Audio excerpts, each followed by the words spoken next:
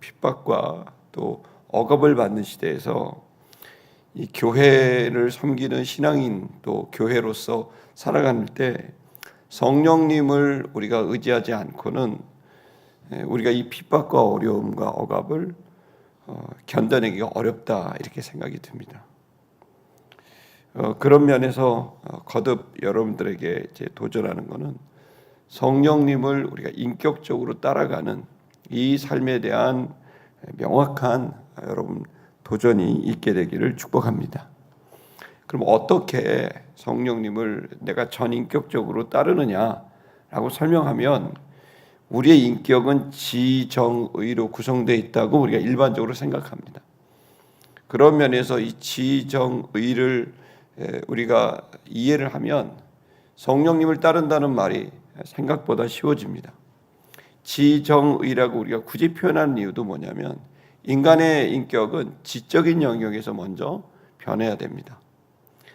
다시 말하면 지식이 오면 그 지식이 우리 안에 이제 내면을 인격을 바꾸기 시작하는 거죠. 조명이 조금 어려운데 양쪽의 불도 켜주시겠어요, 목사님? 양쪽의 불도 벽면의 불. 그래서 생각이 들어오면 그 생각이 또 우리의 감정을 만들고 그 감정이 바뀌어지면 또 우리는 결정을 합니다. 그러니까 어떤 사람은 생각으로 인해서 의지를 결정하는 사람이 있고 어떤 사람은 거의 대부분은 감정을 따라서 의지적 결정을 하는 경우가 있습니다. 그래서 우리가 이 인격을 잘 이해를 하고 있으면 우리는 좋은 어떤 우리 인격의 변화와 삶의 변화를 만들어갈 수 있는 겁니다. 성경은 일찍이 인간을 영혼육이라고 구분을 하고 또 어떤 교파에 따라 약간의 차이는 있지만 2분설, 3분설 뭐 이렇게 표현합니다. 영혼육으로 구분하는 분이 있고 영혼과 육으로 구분하는 분이 있는데 사실 뭐 거의 똑같은 얘기입니다. 바로 우리가 좋은 지식이 우리 속에 들어오면 우리의 생각을 바꾸고 그 생각이 우리의 감정을 만들어내고 그 생각과 감정으로 우리는 어떤 것을 결정을 합니다. 말을 하기도 하고 어떤 행동을 하기도 됩니다. 그렇기 때문에 우리가 지금 이 성경을 읽고 또 그리고 또 우리가 주님 앞에 기도하는 이 일은 주님으로부터 분명히 우리 속에 주님께서 주시는 그 지식을 또 진리를 우리가 받아내는 아주 중요한 일입니다. 그래서 경건이라고 하는 이 하나님과의 앞에서의 내 마음의 태도는 최고의 지식을 받아낼 수 있는 기회입니다. 여러분 세상은 그렇게 좋은 지식들이 많지만 그 좋은 지식이라고 해도 최고의 지식은 아니거든요. 근데 우리가 경건을 통해서 하나님 앞에 서는 이 경건을 통해서 얻을 수 있는 지식은 최고의 지식인 거죠. 그래서 우리가 하고 있는 이런 모든 작업은 정말 소중한 일이고 귀중한 일입니다. 그런 면에서 우리는 말씀과 기도로 우리가 거룩하여진다는 주의 말씀을 우린 잘 알고 있고 그렇기 때문에 거기에 굉장히 중요한 인격적 변화의 첫 번째 이제 기회가 열리게 되는 거죠. 그래서 여러분 우리가 지금 지적인 영역에서 하나님 주시는 그 아주 최고의 지식을 받아내는 이 일이 첫 번째 일입니다. 여러분이 읽으신 데살로니가전서 제가 여러 차례 말씀을 드렸는데 이게 너무너무 중요한 구절이에요. 데살로니가서는 지금도 테살로니가가 지금 그리스의 중심인데 그 고대 사회에서도 이 데살로니가는 굉장히 중요한 도시였어요. 마케도니아 지역이죠. 마케도니아 그러면 여러분 알다시피 알렉산더 대왕의 고향입니다. 그 그리스 대제국이 일어나게 된 그 마케도니아 지역의 핵심 도시가 이 테살로니가인데 이것은 여러분 아시다시피 인류 역사상 가장 넓은 대제국을 만들었던 그 이제 제국이 그리스입니다. 근데 이 그리스가 그렇게 위대한 제국을 만들어낼 수 있었던 이유, 또 여러분 모든 철학은 여러분 알다시피 우리가 뭐 아리스토텔레스 또 아니면 소크라테스 그 그리스 철학 아니겠습니까? 지금도 그 철학 밑에 우리가 있거든요. 근데 그들이 그렇게 문명을 만들어낼 수 있었던 것은 바로 지식이라는 부분에 있어서 그들은 너무 중요하게 여기고 있었다는 거죠. 바로 그 지역인 데살로니가 성도들을 향해서 이 말씀을 하신 거예요. 그리고 이 말씀은 우리들에게 어떻게 인격과 삶이 변화될 수 있는지, 또 데살로니가는 아시다시피 사도행전 우리 연구했잖아요. 가장 큰 핍박이 있었던 지역이에요. 베레아와 데살로니가는. 그러니까 그렇게 고통스러운 지역에 있던 교회들을 향해서 이렇게 하는 것이 네가 승리하는 일이고 이렇게 하는 것이 네 인격과 삶을 바꿔내는 일이라고 말씀하신 거죠. 그게 이제 여러분이 읽으신 데살로니가전서 15장 16절에서 18절의 말씀이에요. 근데 이 말씀을 우리가 보면 항상 기뻐하라, 쉬지 말고 기도하라, 범사에 감사하라 이렇게 되어 있지만 요 세 가지의 문장을 이렇게 볼 때는 바울은 가운데 문장을 강조한 거예요. 그리스 헬라 용법이에요. 문법적으로 홀수가 나오면 가운데 있는 그것을 먼저 강조하고 나머지는 이제 그 후에 따라오는 그런 문장들이에요. 그러니까 여기서 가장 강조한 문장은 뭐냐면 쉬지 말고 기도하라예요. 쉬지 말고 기도하게 되면 너는 항상 기뻐할 수 있고 범사에 감사할 수 있게 된다라는 뜻인 거죠. 그러니까 우리가 지금 주님 안에서 우리가 항상 기뻐하고 범사에 감사할 수 있는 삶의 변화, 인격의 변화는 곧 쉬지 말고 기도하라가 먼저 되어야, 쉬지 말고 주님을 만나야 된다라는 게 먼저 되어야 따라오게 되는 선물과도 같은 거예요. 근데 주님을 먼저 쉬지 않고 주님께 기도하라가 되지 않는 상태에서 항상 기뻐하려고 하고 쉬지 말고 기도하려고 하는 이 감정과 의지를 하려고 하면 그건 사실은 이제 제대로 된 기쁨과 감사가 되지 못하는 이제 경우에 처하게 됩니다. 우리 마태복음 6장 6절을 한번 읽어볼까요? 마태복음 6장 6절 읽겠습니다. 시작. 너는 기도할 때 네 골방에 들어가 문을 닫고 은밀한 중에 계신 네 아버지께 기도하라. 은밀한 중에 보시는 내 아버지께서 갚으시리라 이렇게 되어 있죠. 그러니까 우리가 은밀한 중에 기도하는 거죠. 그러니까 쉬지 말고 기도하라는 것은 골방에 들어가서 아무도 모르게 또 기도하라는 말씀도 있고요. 마가복음 11장 17절의 말씀도 보겠습니다. 마가복음 11장 17절 시작. 이에 가르쳐 이르시되 기록된 바 내 집은 만민이 기도하는 집이라 칭함을 받으리라 하지 아니하였느냐. 너희는 강도의 소굴을 만들었도다 하심에 이렇게 되어 있습니다. 그러니까 이제 주님은 또 은밀한 곳에서 기도하라 뿐만 아니라 또 공개적인 기도실에서 기도하라. 여러분 예배당은 만민이 기도하는 집입니다. 그러니까 주님은 공개적인 기도의 시간에 가서 기도해라. 또 공개적인 시간이 아니어도 네가 은밀한 중에 개인적으로 사적으로도 기도하라. 또 여기에 있는 이제 데살로니가의 말씀은 쉬지 말고 기도하라. 이렇게 말씀하시는 거죠. 우리는 우리의 생각의 시작을 주님과의 만남을 통해서 그 생각의 시작을 가지려는 여러분 지혜가 필요합니다. 우리는 너무나 많은 정보들이 들어옵니다. 저도 이제 최근에 이제 대통령 이제 계엄 그리고 이제 그 내란 또 지금은 사법부가 이제 헌법재판소가 지금 이렇게 하고 있단 말이에요. 그런 거 할 때마다 불안합니다. 왜냐하면 너무나 사상적으로 한쪽에 치우친 분들이 이게 완전히 재판소의 절반 이상을 차지하고 있다 보니까 저분들이 저 판결을 내리겠구나는 예측이 되니까 막 사실 너무나 이 편향된 이 소수의 그 분들이 이걸 다 하게 되니까 이제 걱정이 많이 됩니다. 근데 여러분 그럴 때마다 자꾸 살펴보게 되고 정보를 듣게 되고 이웃 저웃 보게 되는데 그 뉴스를 보다 보면 나도 모르게 여러분 생각이 막 떠오르는 거죠. 나도 이제 판단을 해야 되니까. 근데 여러분 가만히 생각해 보십시오. 우리는 그런 지식들을 얻게 되면 우리 나름대로 생각이 떠오르면 감정이 생기게 되고 어떤 말과 행동이 이제 나오게 됩니다. 근데 한번 좀 우리 생각해 봐야 됩니다. 그런 정보들이 좋기는 하나 저도 이렇게 좀 보게 되더라고요, 자주. 근데 제가 어젯밤에 이렇게 마음을 이렇게 생각하면서 좀 너무 보면 안 될 것 같다 이런 생각이 듭니다. 왜냐하면 그분들이 다 일리 있는 얘기시겠지만은 여러분 우리는 하나님의 아들들입니다. 그래서 하나님의 아들들로서 하나님께서 주시는 정보를 먼저 듣는 것이 마땅하지 않는가라는 생각입니다. 여러분, 저는 여러분에게 이 새벽에 오신 여러분에게 이제 격려하고 축복합니다. 잘 오셨습니다. 영상으로도 보니까 10여 명이 지금 같이 듣고 있더라고요. 잘 듣고 있는 겁니다. 다음엔 오시기 바랍니다.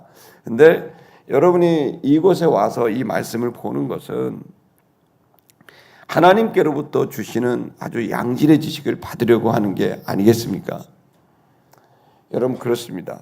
우리가 이 기도의실에 교회에 와서 만민이 기도하는 집에 와서 주님을 만나고 여러분 은밀한 중에 또 주님을 만나고 또 그리고 그걸 통해 쉬지 않고 주님을 만나는 여러분 이 일들은 여러분의 생각을 여러분의 인격을 점점 더 주님이 기뻐하시는 모습으로 만들어감을 믿기를 축복합니다.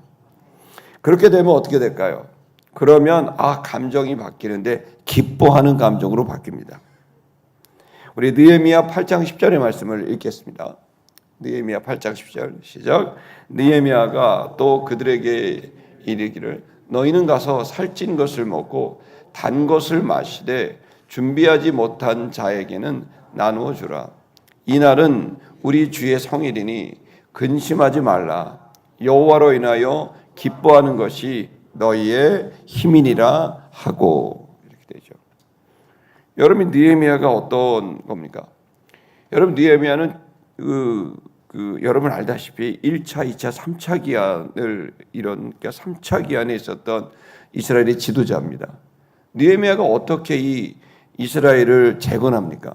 이스라엘이 재건이 될 때 이제 바벨로니아의 완전히 나라가 무너져서 성전을 완전히 전부 벽돌 위에 벽돌이 남지 않도록 완전히 성전이 무너지고 예루살렘 성벽이 완전히 무너지고 성벽을 완전히 불태워서 이스라엘은 완전히 망했었습니다. 폐허가 됐었습니다. 예루살렘이. 그런데 여러분 하나님이 정말 기적 같은 은혜로 70년 만에 우린 36년 만에 됐지만 이스라엘은 70년 만에 된 겁니다. 그 1차 기한을 할 때 돌아왔더니 이 폐허를 다시 재건하고 싶은데 재건할 힘이 없어요. 우리도 37년 만에 나왔지만 우리가 무슨 힘으로 나라를 세웁니까? 여러분 이승만 대통령을 비롯한 건국 초기에 있었던 분들은 정말 대단한 분들이었던 거예요. 여러분 아무것도 없는 그 폐허에서 여러분 할 수 있었던 건 뭐였는 줄 아세요? 성전을 재건하는 거였어요. 성벽을 세울 수 있는 힘도 없어요. 오로지 했던 건 성전을 재건하는데 그 70년 전 성전은 금으로 된 돌로 된 성전인데 그 금이 어디 있고 돌이 어디 있습니까? 그러니까 뒷산에 가서 여러분 감람산에 가서 감람나무를 잘라다가 나무로 된 성전을 짓습니다. 천막 같은. 그게 바로 스룹바벨 성전의 재건입니다. 그리고 예배를 드렸더니 너무나 초라했는데 여러분 그 예배를 드렸더니 이전 영광보다도 더 강력한 영광이 그 성전에 있었다는 말을 들을 정도로 이들은 마음을 다해서 성전을 지었어요. 성전 지으면 뭐합니까? 성벽이 무너져서 이방인들이 계속 공격을 하는데 또 60년이 지납니다. 70년 만에 성전 재건했는데 나라가 재건이 안 됩니다. 끝도 없는 환란이 있습니다. 60년이 또 지납니다. 60년 만에 에스라를 비롯한 2차 귀환자들에 의해서 성벽을 조금 만들었습니다. 근데 안 됩니다. 겨우 재건한 게 뭡니까? 성전에 여러분 바로 율법을 재건합니다. 말씀을 재건합니다. 예배당 재건하고 말씀을 재건했지만 나라가 재건되나요? 안 됩니다. 또 10년이 지났습니다. 다시 말하면 성전 무너진 지 140년 가깝게 될 정도로 독립을 한 다음에도 70년이 넘도록 재건이 안 되다가 느헤미야라는 사람이 여러분 이렇게 페르시아의 굉장히 높은 고위 공무원이에요. 그냥 살면 행복하게 살아갈 이 사람이 어느 날 민족에 대한 마음을 갖고 금식하며 기도하면서 내가 내 조국 재건을 위해서 헌신해야 되겠다. 그러면서 이스라엘로 와서 이 예루살렘을 재건하게 됩니다. 그는 어떤 힘으로, 어떤 사람으로, 어떤 돈으로 이걸 했겠습니까? 그가 이 일을 감당할 수 있었던 건 바로 기쁨으로 감당할 수 있었다는 겁니다. 뭐를 통해요? 여호와를 기뻐하는 그 신앙으로 인해서 그는 그가 힘을 얻고 이 재건을 만들어낼 수 있었다는 얘기예요. 그러면서 여기서 놀라운 얘기를 합니다. 드디어 성벽을 재건하고 안식일을 만든 다음에 이 성일은 주의 성일은 근심하지 말아라.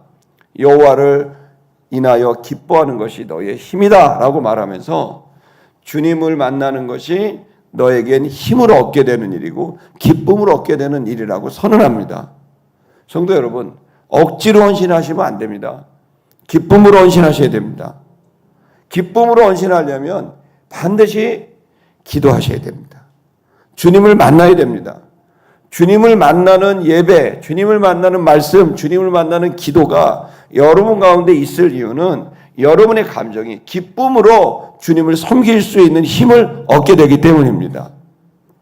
여러분, 그것이 여러분의 삶을 바꿀 수 있는 용기가 될 겁니다. 사람이 없어도 돈이 없어도 그 어떤 것이 없어도 기쁨으로 주의를 감당할 수 있는 건 주님 앞에서 쉬지 않고 예배하고 기도하고 말씀을 볼 때 가능한 일입니다.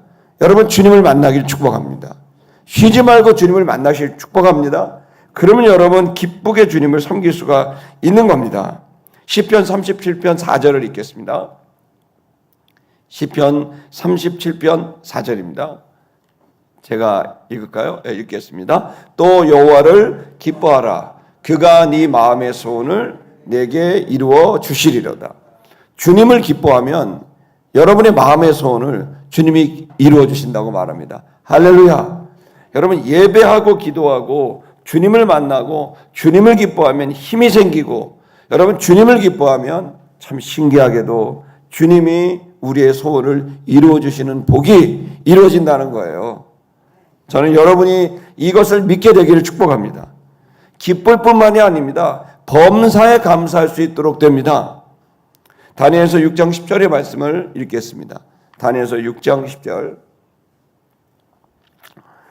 다니엘서 6장 10절입니다. 읽겠습니다. 다니엘이 이 조서에 왕의 도장이 찍힌 것을 알고도 자기 집에 돌아가서는 윗방에 올라가 예루살렘으로 향한 창문을 열고 전에 하던 대로 하루 3번씩 무릎을 꿇고 기도하여 그의 하나님께 감사하였더라. 그러니까 주님을 만나는 경건은 우리에게 기쁨을 얻게 할 뿐만 아니라 또 감사하게도 하는 거예요. 이때가 어느 때입니까? 다니엘이 이렇게 자기 방에 올라가서 창문을 열고 3번 감사한 건, 여러분 사실은 그 왕이 줘서, 즉 이 페르시아의 다른 왕을 섬기지, 다른 우상을 섬기지 않겠다라는 조서입니다. 그 금신상 이외에 다른 금신상을 섬기면 그러면 처형을 받게 되겠다라고 하는 그 공포가 있고 난 다음에, 여러분 그래서 당연히 여호와 하나님을 섬긴다는 건 뭐죠? 곧 죽음을 말하고 있는 그러한 조서가 도장이 찍혔음에도 불구하고 다니엘은 죽음을 두려워하지 않고 하루에 3번씩 창문을 열고 예루살렘을 향하여 여호와를 향하여 감사하며 기도했다는 거예요.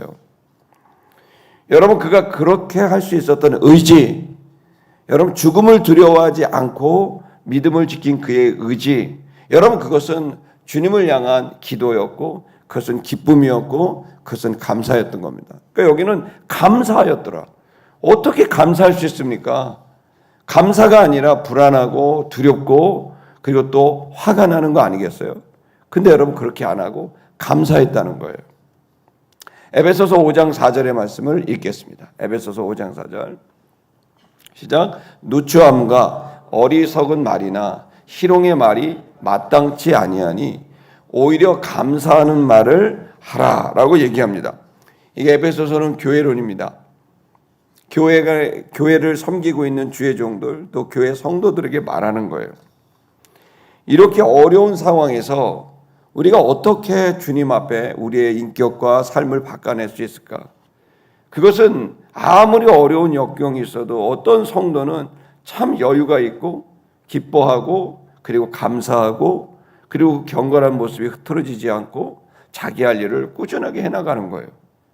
여러분, 그들이 그렇게 할 수 있었던, 여러분 당연히 짜증의 말이 있고 어떤 원망의 말이 있고 부정적인 말들이 있는데, 그런데 그게 다 절제가 돼서 그의 의지는 누추한 말이나 어리석은 말이나 남을 희롱하는 말이 아니라 오히려 감사하는 말을 할 수 있게 된 그 의지력이 어디서부터 나오느냐? 그 힘은 바로 주님 앞에 나아가 쉬지 않고 기도함으로 나오게 된다는 거예요. 그러니까 여러분, 힘의 역학을 알아야 돼요. 주님 앞에 쉬지 않고 기도하고 말씀을 놓고 주님과 교제하는 경건이 여러분에게 꼭 있기를 축복합니다. 그 예배에 여러분 성공할 수 있기를 축복합니다.